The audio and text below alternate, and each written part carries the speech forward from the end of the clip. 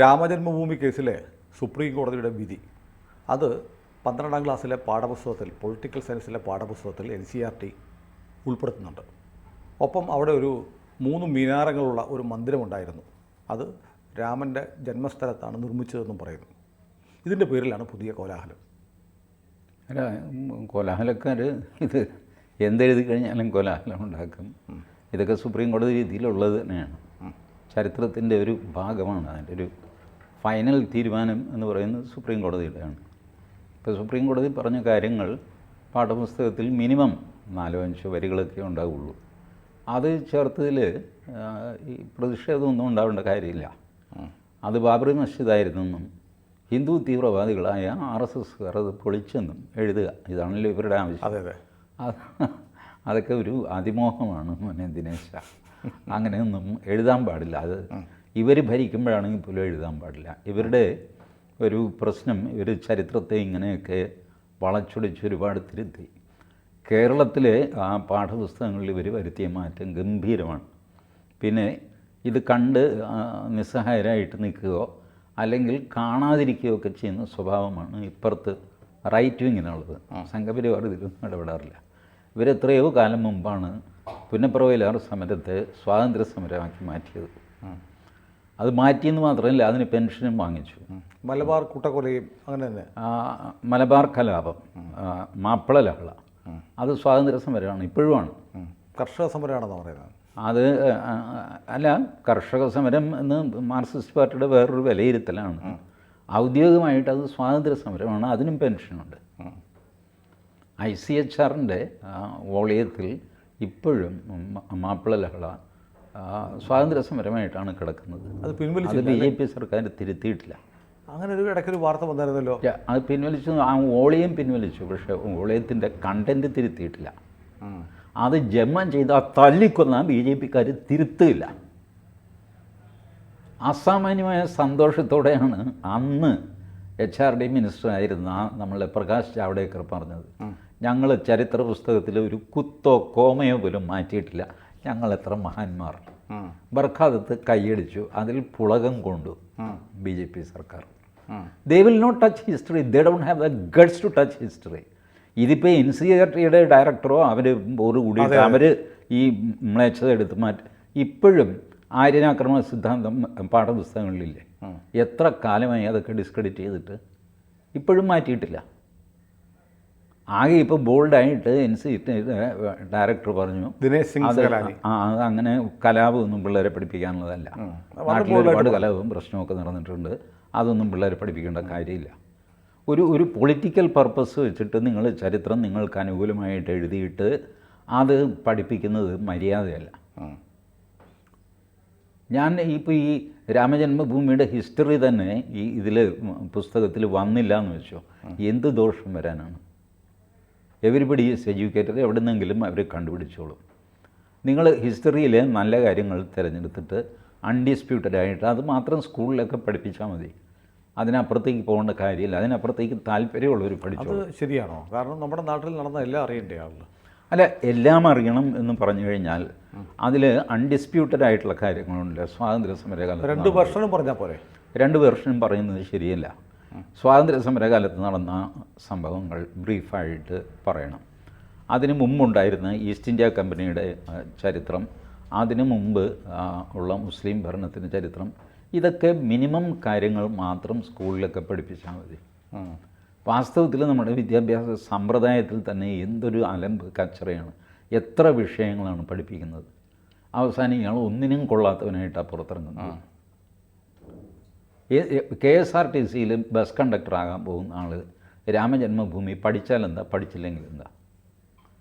ഇയാൾ 10ാം ക്ലാസ്സും +2 കഴിയുമ്പോൾ BA സുവോളജി പഠിക്കുന്നു, എന്നിട്ട് KSRTC ബസ്സിൽ കണ്ടക്ടറാവുന്നു. പക്ഷേ അതൊരു ശരിയായ വാദമാണോ? കാരണം നമ്മുടെ രാജ്യത്ത് ജീവിക്കുന്ന ഒരാൾ നമ്മുടെ രാജ്യത്തിൻ്റെ രാഷ്ട്രീയ സാമൂഹ്യ ഘടനയിൽ ഉണ്ടാകുന്ന ചലനങ്ങളെക്കുറിച്ച് ഒരു സാമാന്യ ധാരണ വേണ്ടേ? സാമാന്യ ധാരണ, അത് അൺഡിസ്പ്യൂട്ടഡ് ധാരണ മതിയെന്ന്. അൺഡിസ്പ്യൂട്ടഡ് ധാരണകൾ മതി. ഡിസ്പ്യൂട്ടഡ് ആയിട്ടുള്ള കാര്യങ്ങളിൽ നിങ്ങൾ അയാൾ സ്വയം പഠിക്കുകയോ പഠിക്കാതിരിക്കുകയോ ചെയ്യും. അപ്പോൾ അയാൾ പഠിക്കുന്നത് നിങ്ങളെന്താണെന്ന് വെച്ച് കഴിഞ്ഞാൽ മനുഷ്യനെ ഒരു രാഷ്ട്രീയ ജീവിയായിട്ട് നിങ്ങൾ കാണുന്നു. അല്ലേ? അല്ല. അല്ല, മനുഷ്യൻ്റെ ജീവിതത്തിൽ രാഷ്ട്രീയം വരുന്നത് കഷ്ടിച്ച് 25% ബാക്കി ജീവിതത്തിൽ ഒരു രാഷ്ട്രീയവുമില്ല. അതിൽ മുഴുവൻ സംസ്കാരവും സാമൂഹ്യ ബോധവും പെരുമാറ്റവും. അതുമൊക്കെ രാഷ്ട്രീയം തന്നെയല്ലേ? രാഷ്ട്രവുമായി ബന്ധപ്പെട്ടതെന്നല്ലേ രാഷ്ട്രീയം? അല്ല, രാഷ്ട്രീയമായിട്ട് ബന്ധപ്പെട്ടതല്ലല്ലോ ഇപ്പോഴത്തെ രാഷ്ട്രീയം. ഇപ്പോൾ കക്ഷി രാഷ്ട്രീയമാണ്. രാഷ്ട്രീയ സ്വയംസേവക സംഘത്തിൽ രാഷ്ട്രീയം ചേർത്തപ്പോൾ അത് രാഷ്ട്രസംബന്ധിയായ വാക്കായിരുന്നു. പിന്നീട് അത് പൊളിറ്റിക്സായിട്ട് മാറി. രാഷ്ട്രീയം എന്ന് പറഞ്ഞാൽ അന്ന് നാഷണലാണ്. ഇന്നും രാഷ്ട്രീയ സ്വയംസേവക സംഘത്തിൻ്റെ ഇംഗ്ലീഷ് തർജ്ജമ എന്താ? നാഷണൽ വോളണ്ടിയർ കോർ എന്നാണ്. പൊളിറ്റിക്കൽ വോളണ്ടിയർ കോറല്ല. പക്ഷേ ഇപ്പോൾ രാഷ്ട്രീയത്തിൻ്റെ അർത്ഥം എന്താ? പൊളിറ്റിക്സ് എന്നാണ്, കക്ഷി രാഷ്ട്രീയം എന്നാണ്. അതിലേക്ക് ഏതെങ്കിലും ഒരു കക്ഷിയിലേക്കുള്ള ഒരു പൗരനെ നിങ്ങൾ നിർമ്മിച്ചെടുക്കുന്നു സ്കൂളിൽ. അപ്പോഴാണ് ഈ മത്സരം വരുന്നത്. അപ്പോൾ അവൻ BJP-കാരനാവണം, അവൻ മുസ്ലിം ലീഗുകാരനാകണം, അവൻ CPM-കാരനാകണം എന്ന് സിലബസ് തയ്യാറാക്കുന്നവർക്ക് നിർബന്ധം വരുന്നു. അവരതനുസരിച്ച് അല്പസ്വല്പം അഡ്ജസ്റ്റ്മെൻറ്റുകൾ അങ്ങ് നടത്തുന്നു. ഇതാണിപ്പോൾ സംഭവിക്കുന്നത്. Don't go for such adjustments. ഒരു പ്രയോജനവുമില്ലാത്ത പഠിത്തം പഠിക്കുന്ന ആൾക്കാർ ഇപ്പോൾ എല്ലാവരും ആ ചോദ്യം ചോദിക്കാൻ തുടങ്ങിയിട്ടുണ്ട്. എന്തിനാണ് നിങ്ങൾ ഇത്രയധികം പഠിപ്പിച്ചിട്ട് ഇയാൾ പോയിട്ട് സെക്രട്ടേറിയറ്റിൽ ക്ലാർക്കാകാൻ പോകുന്ന ഒരാൾ, അയാൾ പഠിച്ചിരിക്കുന്നത് BA എക്കണോമിക്സ് ആണ്. എന്ത് പ്രയോജനം? എന്ത് കാര്യം? അല്ല ടി ജി, അവിടെ നമ്മളൊരാൾ പഠിക്കുന്നത് ഞാൻ പഠനത്തിന് ശേഷം ക്ലർക്കാവുമോ പൈലറ്റാവുമോ എന്ന് നോക്കിയിട്ടല്ല. അത് നിങ്ങൾ 10ാം ക്ലാസ് കഴിയുമ്പോൾ തന്നെ തുടങ്ങുന്നത്. ഇപ്പോൾ നോക്കിക്കോ, നിങ്ങൾ പിള്ളേരൊക്കെ ഡിഗ്രി ക്ലാസ്സിനാണോ പോകുന്നത്? ഷോർട്ട് ടേം കോഴ്സിനാണ് പോകുന്നത്. അവർക്ക് പെട്ടെന്ന് ജോലി കിട്ടാൻ പറ്റിയ കോഴ്സ് ഏതാണ്? 3 മാസം 6 മാസം ആ കോഴ്സിന് പോയിട്ട് ഹോട്ടൽ മാനേജ്മെൻറ്റ് അത് ഇത് എന്ന് പറഞ്ഞിട്ട് പെട്ടെന്ന് ജോലിയിലേക്ക് കയറുകയാണ്. അവർക്ക് അവരുടെ ഫാമിലിയെ സപ്പോർട്ട് ചെയ്യണം, അവർക്ക് സ്വന്തം കാലിൽ നിൽക്കണം. ഇതല്ല ടി ജി. ഇപ്പം നമ്മൾ ഇതൊക്കെ പറയുമ്പോൾ ഇപ്പോഴത്തെ ഒരു തലമുറയുണ്ടല്ലോ, ഇപ്പം നമ്മൾ നമ്മുടെ ചാനലിന് വേണ്ടിയിട്ട് ചില പബ്ലിക് ഒപ്പീനിയൻ എടുക്കാറുണ്ട്. ഇന്ദിരാഗാന്ധിയുടെ പടം കാണിച്ചാൽ, നെഹ്റുവിൻ്റെ പടം കാണിച്ചാൽ, EK നായനാരുടെ പടം കാണിച്ചാൽ എന്തിന് ശ്രീനാരായണ ഗുരുദേവൻ്റെ ചിത്രം കാണിച്ചാൽ തിരിച്ചറിഞ്ഞുകൂടാത്ത യുവതലമുറയാണ് ഇപ്പോഴുള്ളത്. ടെക്സ്റ്റിലൊക്കെ പഠിപ്പിച്ചിട്ട് അപ്പോൾ ഉൾപ്പെടുത്താവുന്നത് കൂടെ അവസാനിപ്പിച്ചാൽ എന്തായിരിക്കും? ഇതൊന്നും ഈ അൺഡിസ്പ്യൂട്ടഡ് ചരിത്രമല്ല, ഇതല്ലല്ലോ, ഡിസ്പ്യൂട്ടില്ലല്ലോ. ഡിസ്പ്യൂട്ട് ഇല്ലാത്ത കാര്യങ്ങൾ ഞാൻ പറയില്ല. ഇന്ദിരാഗാന്ധി പ്രധാനമന്ത്രി ആയിരുന്നു, അക്കാര്യത്തിൽ ആർക്കും തർക്കമില്ലല്ലോ. ബട്ട് ഇന്ദിരാഗാന്ധിയുടെ പ്രവൃത്തികളെ നിങ്ങൾ ന്യായീകരിക്കാൻ തുടങ്ങും. നെഹ്റു ഗാന്ധിയുടെ കൊച്ചുമകനാണ് രാഹുൽ ഗാന്ധി എന്ന് വിശ്വസിക്കുന്ന ആളുകൾ ഇപ്പോഴും ഉണ്ട്, നമ്മുടെ മലയാളികളുണ്ട്. ആ വിശ്വാസം മാത്രം നിങ്ങൾ സ്കൂളിൽ തിരുത്തിയാൽ മതി, മനസ്സിലാക്കുക. അതിൽ മാത്രം നിങ്ങൾ പറഞ്ഞ ഇപ്പോൾ മഹാത്മാഗാന്ധിയായിരുന്നു, തർക്കമില്ല. ഇന്ദിരാഗാന്ധി ഇന്ത്യൻ പ്രധാനമന്ത്രിയായിരുന്നു, അതിലാർക്കെങ്കിലും തർക്കമുണ്ടോ? ഇല്ല, ഫാക്റ്റാണത്. ബട്ട് ഇന്ദിരാഗാന്ധിയുടെ നടപടികളെ നിങ്ങൾ ന്യായീകരിക്കാൻ പോകുമ്പോൾ പ്രശ്നം വരും, അതിൽ തർക്കം. ഇന്ദിരാഗാന്ധി അടിയന്തരാവസ്ഥ പ്രഖ്യാപിച്ചത് പഠിക്കണ്ടേ? അടിയന്തരാവസ്ഥ പ്രഖ്യാപിച്ചത് പഠിക്കണം നിർബന്ധമൊന്നുമില്ല, നിർബന്ധമില്ല, യോജിക്കാൻ പറ്റുന്നില്ല. അല്ല, ഈ നിർബന്ധമായിട്ട് നിങ്ങൾ പഠിപ്പിക്കണം എന്ന് പറയുന്നത് എന്തിനാണെന്ന് എനിക്ക് മനസ്സിലാകുന്നില്ല. നിങ്ങൾ ഈ അടിസ്ഥാനപരമായ കണക്ക്, സയൻസ് ഇതുപോലത്തെ പഠിപ്പിക്കുന്നുണ്ടല്ലോ, ഇതുപോലെ അനിവാര്യമായ ഒരു പഠിത്തമല്ല ഹിസ്റ്ററി. അല്ല, അങ്ങനെയാണെങ്കിൽ നമുക്ക് +2 ഡിഗ്രി ഒന്നും വേണ്ട, ഒരാൾക്ക് കുറച്ച് സാധനം കൊടുത്തിട്ട് മതി തീരുമാനിക്കണം. ഞാൻ പറയട്ടെ, ഒരു 3000 വർഷം പുറകിലേക്ക് പോവുക. അന്ന് ഇന്ത്യ നമ്പർ 1 ആയിരുന്നു ലോകത്ത്. എന്തായിരുന്നു പഠിപ്പിച്ചുകൊണ്ടിരുന്നത്? ട്രഡീഷണലായിട്ട് ഒരു 10 വയസ്സ് വരെ ഏകദേശം മിനിമം കാര്യങ്ങൾ പഠിപ്പിക്കും, 10 വയസ്സ് വരെ. അപ്പോഴത്തേക്ക് ഇയാളുടെ ട്രെൻഡ് മനസ്സിലാകും, ഇയാൾക്ക് ഏതിനോടാണ് അഭിരുചി, അങ്ങോട്ട് അയാളെ വിടും. പിന്നെ അയാൾ വേറെ ഒന്നും നോക്കുന്നില്ല. വിഷചികിത്സ, അതിൻ്റെ എക്സ്പെർട്ടായിട്ട് വിഷചികിത്സകന്മാർ നിങ്ങൾക്കുണ്ടാവും. 3000 വർഷം മുമ്പത്തെ ലോകമല്ല ടി ജി പഠിത്തത്. അല്ല, ലോകം മാറിപ്പോയി. ഈ ലോകം ഇങ്ങനെ ആയിപ്പോയത്, ഭാരതം ഇങ്ങനെ ആയിപ്പോയത് ഈ വിദ്യാഭ്യാസ സമ്പ്രദായം തെറ്റിപ്പോയത് കൊണ്ടാണ്. ഇത് പ്രഷ്യയിലെ ഭരണാധികാരി ഉണ്ടായിരുന്നു, അയാളുടെ പേര് ഇപ്പം എനിക്ക് ഓർമ്മ വരുന്നില്ല. അയാളാണ് ആദ്യമായിട്ട് ഈ അയാളുടെ അടുത്തുള്ള പണ്ഡിതന്മാരെ വിളിച്ചു കൂട്ടിയിട്ട് പറഞ്ഞു, എനിക്കെതിരെ. അപ്പോൾ 3ാം തവണയോ 4ാം തവണയോ മറ്റാണ് അയാൾ അധികാരത്തിൽ വരുന്നത്. ജനാധിപത്യത്തിലൂടെയാണ് അധികാരത്തിൽ വരുന്നത്, പക്ഷേ ഏകാധിപതിയാണ് ആൾ. അപ്പോൾ എൻ്റെ ഭരണം നിലനിർത്താൻ എന്ത് ചെയ്യണം? എന്തൊക്കെ ചെയ്തു കഴിഞ്ഞാലും ആൾക്കാർ എനിക്കെതിരെ റിവോൾട്ട് ചെയ്യും. കാരണം ഒരുപാട് പേർക്ക് അസംതൃപ്തി ഉണ്ടാവില്ല. അപ്പോൾ ഇവർ ആലോചിച്ച് കണ്ടുപിടിച്ചിട്ട് പറഞ്ഞു, ആളുകളുടെ ചിന്തയില്ലാതെയാക്കുക. ചിന്ത എങ്ങനെ ഇല്ലാതെയാക്കുക? ആക്കാൻ പറ്റില്ല, അതിങ്ങനെ വന്നുകൊണ്ടിരിക്കുന്നതാണ് തലയ്ക്കുള്ളിൽ. അപ്പോൾ പിന്നെ ചെയ്യാവുന്നത് ചിന്തകളെ മുറിക്കുക. അങ്ങനെയാണ് വിദ്യാഭ്യാസ സമ്പ്രദായത്തിൽ പീരീഡ് എന്ന് പറയുന്ന സാധനം വരുന്നത്. എല്ലാവരും സമ്മതിച്ചു. അതായത് രാവിലെ കണക്കിൽ താല്പര്യമുള്ള പിള്ളേർ ഏകദേശം കണക്കിൽ രസിച്ചു വന്നു കഴിയുമ്പോൾ ടിം എന്ന് പറഞ്ഞൊരു മണിയടിക്കും സയൻസ്. അങ്ങനെ നിങ്ങൾ ഒരു സബ്ജക്റ്റിലും ഉറപ്പിച്ച് നിർത്താതെ ഇങ്ങനെ കൊണ്ടുപോവുക. നിങ്ങൾക്കെല്ലാം കുറേശ്ശെ അറിയാം, പക്ഷേ ഒന്നുമില്ലാത്ത അവസ്ഥ. Master of none, Jack of all. ഇങ്ങനെ ജനങ്ങളെ കൊണ്ടുവരാനായിട്ട് മനഃപൂർവ്വം പ്രഷ്യൻ ഭരണാധികാരി ഡിസൈൻ ചെയ്തതാണ് ഈ വിദ്യാഭ്യാസ സമ്പ്രദായത്തിലെ പീരീഡ്. അതിനു മുമ്പ് ഇതുണ്ടായിരുന്നില്ല. അതിനു മുമ്പ് പഠിച്ചവരും പഠിപ്പിച്ചവരും ഒക്കെയാണ് ലോകത്തിലെ വലിയ ആൾക്കാരായിട്ട് വന്നിട്ടുള്ളത്. പിന്നെ ഉള്ളതൊക്കെ ഒരു ആക്സിഡൻ്റലായിട്ടും ഈ ആൽബർട്ട് ഐൻസ്റ്റൈനിൽ 8ാം ക്ലാസ്സിൽ കണക്കിന് തോറ്റുപോയ ആളാണ് ഇല്ലേ. നമ്മുടെ ഇവിടെയാണെങ്കിൽ ഏതെങ്കിലും വർക്ക്ഷോപ്പിൽ മെക്കാനിക്കായിട്ട് അവസാനിക്കും ആൽബർട്ട് ഐൻസ്റ്റൈൻ. അദ്ദേഹത്തിൻ്റെ പ്രതിഭ കൊണ്ട് അദ്ദേഹം മുന്നോട്ട് പോയതാണ്. അല്ലാതെ നമ്മുടെ ഈ സ്കൂൾ സിസ്റ്റം വെച്ചിട്ടാണെങ്കിൽ ആൽബർട്ട് ഐൻസ്റ്റൈൻ തോൽക്കും, ഹോമി ജയഭാബ തോക്കും, വിശ്വേശ്വരയ്യ തോക്കും, ഒരുപാട് പേര് തോറ്റുപോകും. പക്ഷേ ഈ സിസ്റ്റത്തിലൂടെയും ഒരുപാട് ഐൻസ്റ്റീൻമാർക്ക് വന്നു പോകും. നിങ്ങൾ ഒരു സിസ്റ്റം ഇല്ലെങ്കിൽ പോലും പ്രതിഭയുള്ളവർ മുന്നോട്ട് വരും. പക്ഷേ അതുകൊണ്ട് ആ സിസ്റ്റം നല്ലതാണെന്ന് അർത്ഥമാകുന്നില്ല. ആ സിസ്റ്റത്തിൻ്റെ ഒബ്വിയസ് ആയിട്ട് മോശമാണ്. നിങ്ങൾ നോക്ക്, ഇപ്പോൾ നല്ലൊരു ചിത്രകാരനെ നിങ്ങൾക്ക് നിങ്ങളുടെ വിദ്യാഭ്യാസ സമ്പ്രദായം വഴി കൊണ്ടുവരാൻ പറ്റുന്നുണ്ടോ? ഇല്ല. നല്ലൊരു പാട്ടുകാരനെ നിങ്ങൾക്ക് വിദ്യാഭ്യാസ സമ്പ്രദായം വഴി കൊണ്ടുവരാൻ പറ്റുന്നുണ്ടോ? ഇല്ല. ഞാൻ പറയട്ടെ, മനുഷ്യൻ്റെ സർഗപ്രതിഭയെ പ്രോത്സാഹിപ്പിക്കുന്ന ഒരു വിദ്യാഭ്യാസ സമ്പ്രദായം അല്ല നമ്മളത് മെക്കാനിക്കലായിട്ട് എല്ലാവരും നല്ല ബുദ്ധിയുള്ളവനും ഒരു താല്പര്യമില്ലാത്തവനും അവന് ഓടക്കുഴൽ വായിക്കാനാണ് താല്പര്യം. പക്ഷേ അവനെ നമ്മൾ അടിച്ച് കണക്ക് പഠിപ്പിക്കും. വൈക്കം മുഹമ്മദ് ബഷീർ പറഞ്ഞു, എനിക്ക് മലയാളത്തിലെ മുഴുവൻ അക്ഷരങ്ങൾ അറിഞ്ഞുകൂടാ, ആഖ്യാതം എന്താണ് എന്ന് എനിക്ക് അറിഞ്ഞുകൂടാ. He was one of the greatest novelist in Malayalam. He never knew that.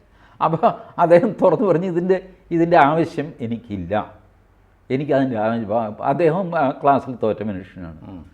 നിങ്ങൾ വലിയ ആൾക്കാർ കുട്ടിക്കൃഷ്ണന്മാരാർ ഇംഗ്ലീഷ് അറിഞ്ഞുകൂടായിരുന്നു, KP നാരായണപിഷാരുടെ ഇംഗ്ലീഷ് അറിഞ്ഞുകൂടായിരുന്നു, നാരായണ ഗുരുവിന് ഇംഗ്ലീഷ് അറിഞ്ഞുകൂടായിരുന്നു. ചട്ടമ്പി സ്വാമികൾ വളരെ ബുദ്ധിമുട്ടി എവിടെയൊക്കെ പോയിട്ട് കുറച്ചൊക്കെ പഠിക്കുകയും പഠിച്ചവരിൽ നിന്ന് മനസ്സിലാക്കുകയൊക്കെ ചെയ്തു. നാരായണ ഗുരു പോടാപ്പില്ലായിരുന്നു, എനിക്ക് ഇംഗ്ലീഷ് അറിഞ്ഞുകൂടാ. മഹാത്മാഗാന്ധി കാണാൻ വന്നു. മഹാത്മാഗാന്ധി നാരായണ ഗുരുവും തമ്മിൽ എങ്ങനെ സംസാരിക്കും? അവർ സംസ്കൃതത്തിൽ സംസാരിച്ചു. കാരണം നാരായണ ഗുരുവിന് സംസ്കൃതം അറിയാം, ഗാന്ധിജിക്ക് സംസ്കൃത പണ്ഡിതനൊന്നുമല്ല, പക്ഷേ വർക്കിംഗ് സംസ്കൃതം ഗാന്ധിക്ക് പറയാം. So we were great when we don't have this type of knowledge, this type of information. ഇവരാരും തന്നെ ഈ നാരായണ ഗുരു ട്രഡീഷണൽ പള്ളിക്കൂടത്തിൽ പോയ ആളാണ്, അല്ലാതെ ആധുനിക വിദ്യാഭ്യാസത്തിൽ പോയ ആളല്ല. എന്നാൽ ആധുനിക വിദ്യാഭ്യാസത്തിൽ ഇംഗ്ലണ്ടിൽ തന്നെ, ഭാരതത്തിൽ നിന്നാൽ നശിച്ചു പോകും എന്ന് പറഞ്ഞുകൊണ്ട് 13ാം വയസ്സിൽ മുതൽ അച്ഛൻ ഇംഗ്ലണ്ടിൽ വളർത്തിയ ആളാണ് മഹർഷി അരവിന്ദൻ. തിരിച്ചു വന്നു കഴിഞ്ഞപ്പോൾ അദ്ദേഹത്തെ പോലെ വേറൊരു ദേശീയവാദിയില്ല, അദ്ദേഹത്തെ പോലെ ഒരു ഋഷിവര്യനും വേറെ ഇല്ലാതെയായിട്ട് മാറി. അത് അദ്ദേഹത്തിൻ്റെ ബേസിക് ട്രെൻഡാണ്. ഇൻ സ്പൈറ്റ് ഓഫ് എഡ്യൂക്കേഷൻ ഈ കെയിം ഔട്ട്. സ്വാമി വിവേകാനന്ദൻ അതുകൊണ്ടാണ് പറഞ്ഞത്, ഇപ്പോൾ നിലനിൽക്കുന്ന വിദ്യാഭ്യാസ സമ്പ്രദായം അനുസരിച്ച് നിങ്ങൾ 16 വയസ്സായി കഴിയുമ്പോൾ നിങ്ങളുടെ അച്ഛൻ ബുദ്ധിശൂന്യനായിരുന്നെന്നും അപ്പൂപ്പൻ ഭ്രാന്തനായിരുന്നുവെന്നും പഠിക്കും. ഇപ്പോൾ പറഞ്ഞില്ലേ, റോഡിൽ നാരായണ ഗുരുവിൻ്റെ ഫോട്ടോ കാണിച്ചിട്ട് അല്ലെങ്കിൽ മഹാത്മാഗാന്ധിയുടെ ഫോട്ടോ കാണിച്ച് ആരാന്ന് ചോദിച്ചാൽ അറിയില്ല. ഇത് തന്നെ ഇവൻ്റെ അപ്പൂപ്പൻ്റെ, ഇവൻ്റെ ഗ്രാൻഡ് ഫാദർ, ഈ ഗ്രാൻഡ് ഫാദറിൻ്റെ ഫോട്ടോ കാണിച്ചാൽ അവൻ അറിയില്ല. അറ്റ്ലീസ്റ്റ് അതെങ്കിലും അവൻ അറിഞ്ഞിരിക്കുന്നുണ്ട്. മറ്റത് ലോകവിവരം എന്ന് പറയാം, ഇതവൻ്റെ സ്വന്തം വിവരമാണ്. Even that is not known. And you talk about നമ്മൾ ബാബറി മസ്ജിദ് പഠിപ്പിക്കുന്നത് അല്ല. ഇതിപ്പോൾ ദിനേശ് പ്രകാശ് എന്നുള്ള NCERT ഡയറക്ടർ വളരെ കൃത്യമായിട്ട് പറഞ്ഞിട്ടുണ്ട്. അത് നമ്മൾ അപ്രിയമായ കാര്യങ്ങളല്ല പഠിക്കേണ്ടത്, കലാപത്തെക്കുറിച്ചല്ല പഠിക്കേണ്ടത്. പിന്നെ അതിനകത്ത് സുപ്രീം കോടതി വിധി അറിയണം. അതുകൂടാതെ ഈ പുതിയ പാഠപുസ്തകത്തിൽ പറയുന്നുണ്ട്, ആ 3 മിനാരങ്ങളുള്ള കെട്ടിടത്തിൽ അതിൻ്റെ അകത്തും പുറത്തും ഹിന്ദു മതവുമായി ബന്ധപ്പെട്ട ചിഹ്നങ്ങളും മറ്റും ഉണ്ടായിരുന്നു.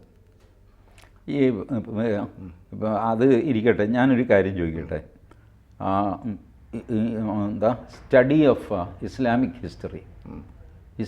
ഹിസ്റ്ററി എന്നൊരു ഡിപ്പാർട്ട്മെൻറ്റ് കോഴിക്കോട് യൂണിവേഴ്സിറ്റിയിലുണ്ട്, പല സ്ഥലത്തുമുണ്ട്. മഹാരാഷ്ട്ര കോളേജിലുണ്ടെന്ന് തോന്നുന്നു. Islamic history, is there a Hindu history, is there a Christian history?